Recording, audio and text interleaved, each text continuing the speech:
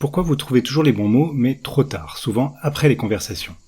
Dans cette vidéo, j'aimerais vous parler d'un phénomène qui arrive à beaucoup de personnes introverties, c'est vraiment le grand classique, c'est le fait de jamais trouver les bons mots au bon moment. Dans un certain nombre de situations, on n'arrive pas à trouver ce dont on aimerait parler, on n'arrive pas à réagir aux sujets qui sont dans le groupe ou dans la discussion. Et souvent, malheureusement, ça vient beaucoup trop tard. Après, ça nous revient. Ah tiens, j'aurais pu parler de ci, j'aurais pu parler de ça. Je pense à des situations, par exemple, comme dans un groupe. Il y a les idées, les conversations qui fusent de partout. Il y a deux personnes peut-être qui enchaînent rapidement. Une troisième qui arrive rapidement dans la conversation, etc. Tout va très vite, en fait. Et nous, on est toujours un train de retard, déjà à essayer de capter ce qui se passe. Et puis ensuite, on aimerait bien intervenir, mais la conversation est déjà passée à autre chose. Je pense aussi à ces personnes comme, vous savez, les personnes qui parlent beaucoup, qui ont tendance à pas forcément donner beaucoup d'espace aux autres, qui parlent beaucoup d'elles ou qui parlent beaucoup. Et pour nous, ça peut être difficile de prendre notre place ou de trouver comment réagir sur le moment. On ne sait pas trop comment couper la parole et surtout, nos idées ne viennent pas sur le moment, donc on n'arrive pas à prendre sa place dans cette conversation. Ou alors, vous êtes avec un membre de votre famille, par exemple, et il a un avis tranché sur la politique, ou sur un autre sujet, qu'importe, et sur le moment, vous n'arrivez pas à le contredire, à répondre, à dire ce que vous pensez, alors qu'en fait, au fond de vous, vous auriez bien sûr un avis aussi, vous avez aussi vos opinions, mais là, sur le moment, ça vient pas, ça a l'air toujours très fade à côté de ce que l'autre personne peut dégager comme charisme, comme assurance, etc. Je pense aussi à des situations, et puis après j'arrête, vous êtes le lundi matin au bureau, tout le monde raconte son week-end, ils ont raconté plein de choses, et puis vous là, vous avez l'impression d'avoir rien à dire en fait, vous savez pas trop quoi raconter sur votre week-end, peut-être que vous n'avez pas fait grand chose que vous aimeriez, que vous imaginez pouvoir raconter, voilà. Et toutes ces situations finalement où on se trouve un peu bête, où on aimerait intervenir, on aimerait dire des choses, mais ça vient pas. Et le pire c'est que ça vient souvent plus tard, on se dit plus après, tiens j'aurais pu parler de ça, voilà, mais bon c'est trop tard. Alors pourquoi ça arrive autant aux personnes introverties et comment faire, ça va être le sujet de cette vidéo. Pourquoi ça arrive autant aux personnes introverties? Alors il y a plusieurs raisons, depuis le temps que j'accompagne des personnes introverties, depuis plus de 10 ans au moment où j'enregistre cette formation, cette vidéo, j'ai vu beaucoup de fonctionnements qui reviennent souvent de manière similaire d'une personne à l'autre. Alors, la première chose, c'est le fonctionnement introspectif. On a un fonctionnement, on aime bien mûrir nos idées, on a besoin d'un petit peu de temps pour se poser, pour dire les choses, ce qui est généralement aucun problème dans les discussions à deux, dans les discussions avec une personne, je ne sais pas si vous avez un ami ou un collègue qui, quand il parle, il vous laisse de l'espace, il vous interroge aussi, il s'intéresse à vous, eh bien, probablement que ça se passe très bien et que vous avez des choses à dire. Et puis après, quand vous êtes dans des situations où vous avez moins d'espace, vous n'avez pas ce temps pour ces microsecondes pour réfléchir à vous, pour vous dire qu'est-ce que je pourrais dire, qu'est-ce que j'ai envie de dire. Voilà. Donc ça c'est la première chose, c'est ce fonctionnement assez introspectif. On a besoin d'un petit peu plus de temps souvent que d'autres. Alors ça se joue à quelques microsecondes, mais ça peut, dans toutes les situations où ça va très vite, ça devient compliqué. Deuxième chose, c'est le stress qui s'accumule au fil des ans, depuis tout petit. Si vous avez été habitué à ce type de situation où vous aviez du mal à intervenir, à force, il y a un stress qui s'accumule, où vous savez d'avance que vous allez avoir du mal à intervenir, donc vous vous stressez de devoir intervenir. Voilà, ça crée un cercle vicieux parce que du coup vous êtes tout focalisé sur ce stress qui est de devoir prendre la parole. Allez, il faut que je m'impose, il faut que je trouve ma place, il faut que je dise quelque chose. On est focalisé là-dessus, et quand on est focalisé là-dessus, on n'est plus focalisé sur ses ressentis, sur ce que les autres sont en train de dire, etc.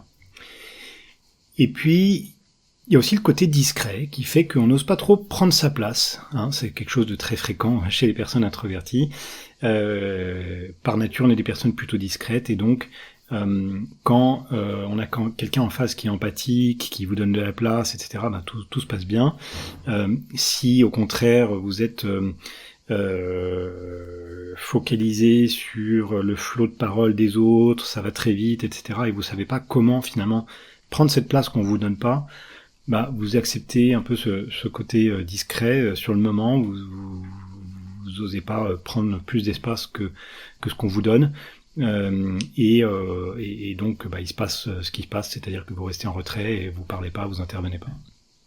Donc comment trouver plus sa place, arriver à prendre plus la parole quand on est introverti, comment retrouver surtout ces mots sur le moment, hein, c'est la question.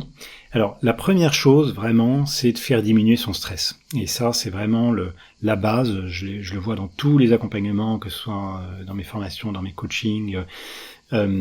C'est vraiment le truc magique. Souvent on cherche des techniques, on cherche à comment faire pour trouver quelque chose à dire dans ce moment-là, comment trouver des choses intéressantes à raconter. Et alors on va chercher, j'ai vu des gens qui cherchent des formations sur ce sujet ou qui prennent des cours de prise de parole en public, etc. Mais souvent, ce qui est le plus fondamental en fait, c'est ce stress de devoir intervenir, de devoir trouver quelque chose à dire, qui fait qu'on est focalisé là-dessus, et donc on n'a pas d'espace pour les autres, on n'a pas d'espace pour la situation.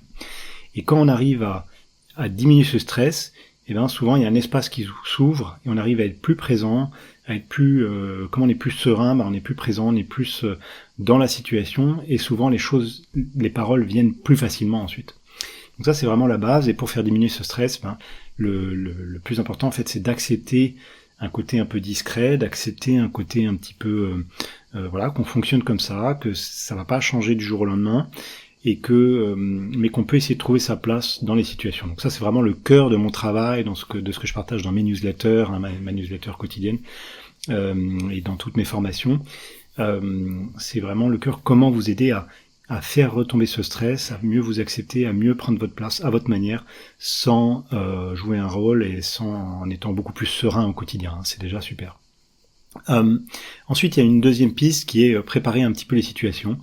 Quand on n'est pas bon dans l'impro, on peut un peu se préparer. Donc, si vous savez que vous allez rencontrer telle personne, qui est cette personne, qu'est-ce que j'ai envie de savoir sur elle, qu'est-ce que je pourrais lui raconter, qu'est-ce que j'ai envie de lui raconter, d'être un petit peu prêt à l'avance. C'est souvent quelque chose qu'on sous-estime, mais comme on n'est pas bon dans la spontanéité, dans la répartie, être un petit peu prêt, et ça veut pas dire se plancher sur un papier pendant 3 heures, hein, ça peut être simplement dans sa tête, juste avant, quelques minutes, quelques heures avant la rencontre, pendant quelques minutes, simplement se poser un peu ces questions, et avoir quelques pistes dans sa tête. Déjà, ça peut pas mal aider. Et puis ensuite, des petites techniques. Je vous en donne 2-3. Après, j'en ai beaucoup d'autres que je peux partager dans mes formations et dans mes newsletters. Une technique qui est souvent assez efficace, c'est de quand quelqu'un vous prend un peu à dépourvu, par exemple, ou vous pose une question. Et toi alors, qu'est-ce que tu as fait ce week-end ? C'est d'essayer de pas se mettre la pression de devoir répondre le truc parfait tout de suite. C'est de montrer un peu d'hésitation. Je sais pas trop, qu'est-ce que j'ai fait ce week-end ? Ah oui, si, alors samedi matin j'ai fait ci, samedi après-midi j'ai fait ça, vous voyez, et vous développez comme ça, et même si c'est moyennement intéressant, vous le dites comme ça en hésitant, et puis même si vous avez l'impression d'avoir pas fait grand-chose, vous le dites, oui, j'ai lu, j'ai regardé un film, finalement j'ai pas fait grand-chose, mais voilà, déjà rien que ça c'est très intéressant à partager, et souvent ça peut créer une dynamique, et l'autre qui dit peut vous répondre, moi j'adorerais faire un week-end de ce genre, ça fait du bien aussi de se poser un peu, donc c'est d'être un peu dans l'hésitation, de pas se mettre la pression pour avoir tout de suite la bonne répartie. Osez couper un peu la parole. Par exemple, si vous avez en face de vous quelqu'un qui monopolise la parole, lui dire « Attends, j'aimerais dire quelque chose aussi par rapport à ce que tu as dit tout à l'heure. » Et même si vous n'avez pas encore quoi dire. Ça, c'est le truc, c'est de pas souvent, on veut que tout soit parfait. On veut savoir quoi dire au moment où on va le dire. On peut aussi couper la parole sans savoir vraiment. En fait, j'aimerais parler. On le dit pas comme ça, mais par rapport à ce que tu disais, je voulais dire un truc, puis là, vous hésitez, mais ça, vous avez la parole. Là, vous pouvez prendre votre temps. Vous voyez, donc c'est des petites choses comme ça qui peuvent beaucoup aider souvent dans les situations. Mais le fondamental, ça reste quand même de regagner en sérénité intérieure pour être plus relax dans les situations, être plus présent, sans être dans le stress toujours de qu'est-ce que l'on pourrait dire, etc. Donc voilà, c'est un petit aperçu de ce qu'on peut faire dans ces situations. Bien sûr, je partage beaucoup de techniques sur ce sujet, beaucoup d'idées sur ce sujet, parce que c'est vraiment un thème central pour les introvertis. Donc dans ma newsletter, dans mes formations, donc je vous invite à rejoindre d'abord ma newsletter gratuite, qui est tous les jours j'envoie un email avec un petit conseil, une piste, une idée. J'ai vraiment des personnes qui suivent cette newsletter depuis des mois, des années parfois, et qui m'envoient des messages pour me remercier, que déjà rien que la newsletter gratuite les aide pas mal à progresser, à gagner en sérénité, à se sentir plus sûr de soi. Donc n'hésitez pas à le rejoindre, vous allez sur mon site unmondepourlesintrovertis.fr et sur la page d'accueil vous pouvez vous y inscrire, et puis vous avez le lien bien sûr en dessous de la vidéo ou dans le premier commentaire. Voilà, merci d'avoir regardé cette vidéo, et je vous dis à très bientôt pour une prochaine vidéo. Au revoir.